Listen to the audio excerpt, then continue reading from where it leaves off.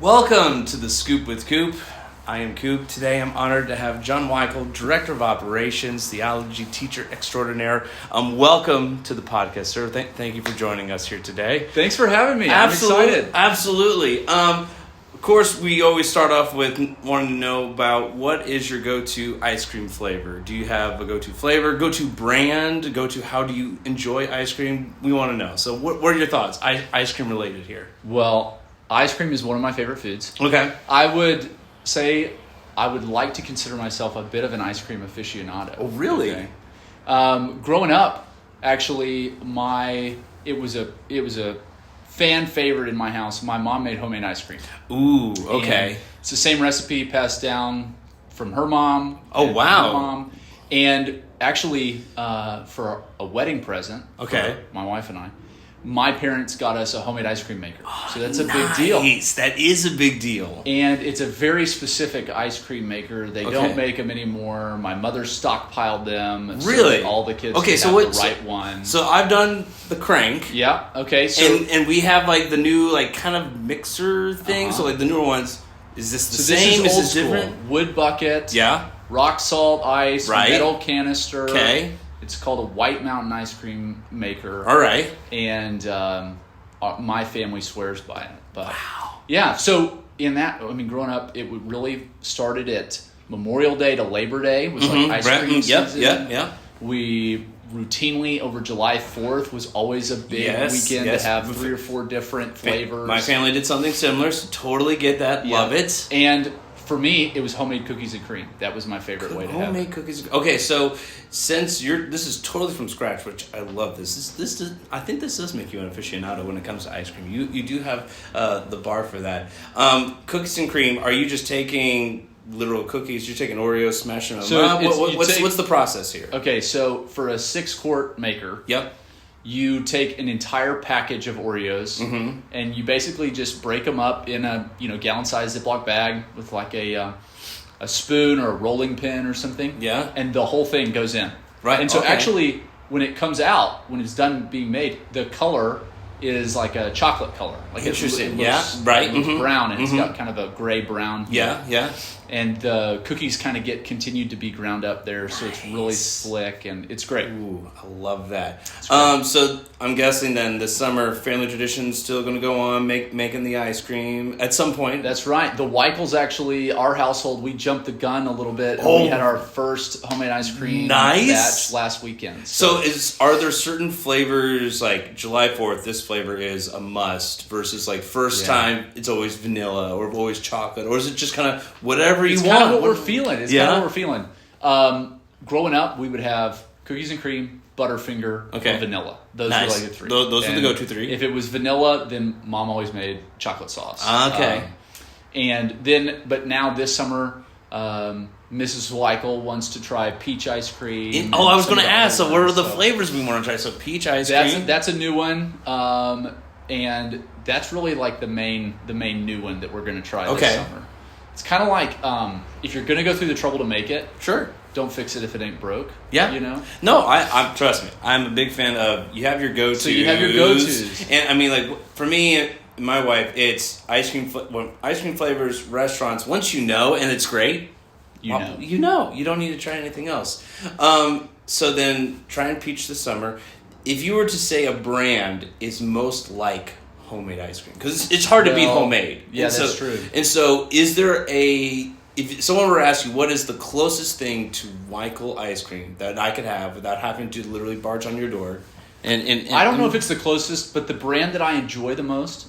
I'm a Texas kid, so I got to be loyal. Oh, yeah. Bluebell. That's right. 100%. I have a friend who swears by Bluebells. Well, I've lived in Texas his whole life. Yes, no, totally it's worth every penny, and it's, that's tried and true. No, I like it. I approve. Let's talk summer. Yeah, let's do it. Summer's around the corner. I loved your question you asked me earlier because honestly, I don't have much of an answer, so I felt very disappointing to you. So you asked me about reading list. Yeah. I do have books, and most of them are just parenting books because obviously very soon I'm going to be a dad for the first time. So a lot of people have been great giving me parenting books, been going through those slowly, been learning a lot, taking notes here and comparing things.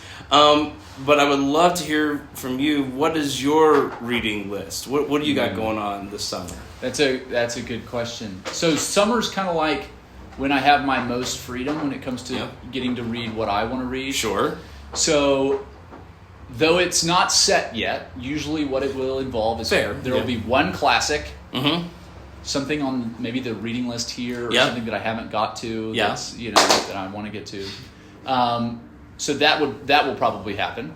And then usually it's like probably a biography or two. So like right now I'm finishing up one on General Patton. Nice. Okay. So that's been a fun read. Yeah. And so probably something similar in there, like a military, political, or historical biography.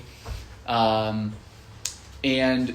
you get two of those, and you might be at 1,000 pages. Oh yeah, so I was going to say that's not small reading. Yeah, absolutely. And then, like, if I'm sitting by the pool, or we take a weekend trip somewhere or something, I kind of like to read like culture stuff. Nice. Yeah. Politics and just our civic life together. Yeah. And so something in that vein. Nice. Would you say are you doing one at a time? So some people, I'm a multiple books at the same. I can do a chapter and go.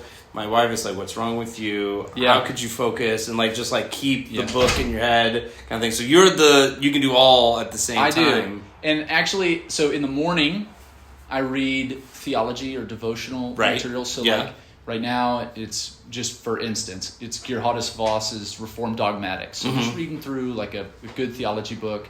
And then during the day, it's whatever I'm doing for class or whatnot. So in the summertime, that's still probably going to be preparing for the classes that are coming in the fall, thinking about new ideas that are there. And then in the evening, it's history. So that's...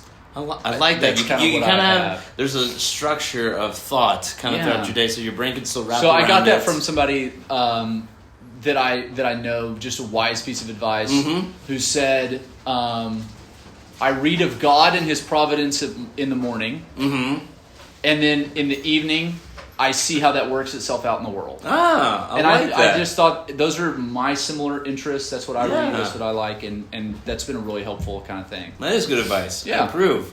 Okay, so we got reading going on. Other major family plans. I know.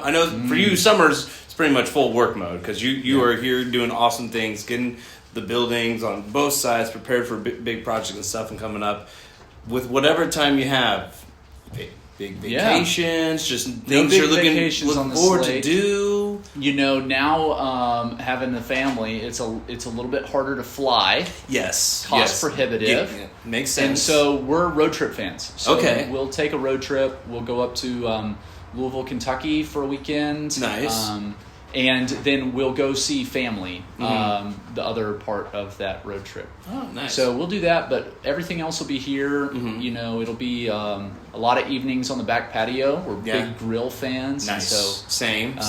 Sitting there having dinner together. What is your go-to if you're going to cook? If I get to choose something, and it is, cost isn't... Right, absolutely. I'm grilling a steak, okay?